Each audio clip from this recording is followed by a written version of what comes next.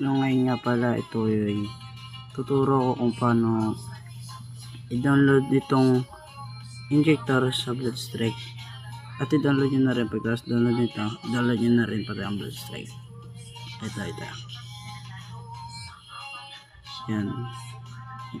Yan pindutin nyo yan. Kailangan ma-inject nyo doon sa may baba.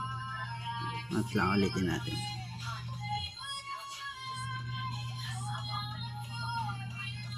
Okay, ano ba yun? Ito. Hanapin nyo yung channel ko na to. Ito guys. Yan guys. Si movie edit guys. Hanapin nyo yan guys. Ipopost ko dito guys yung video mamaya.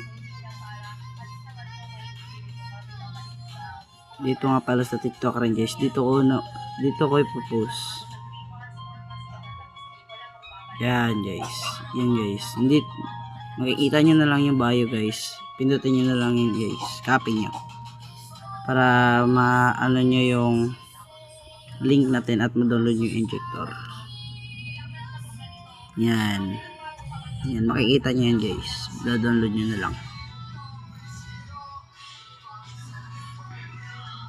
Pa-like and subscribe na lang guys. Total tuturo naman ako ng ano. Hey guys, yun na lang.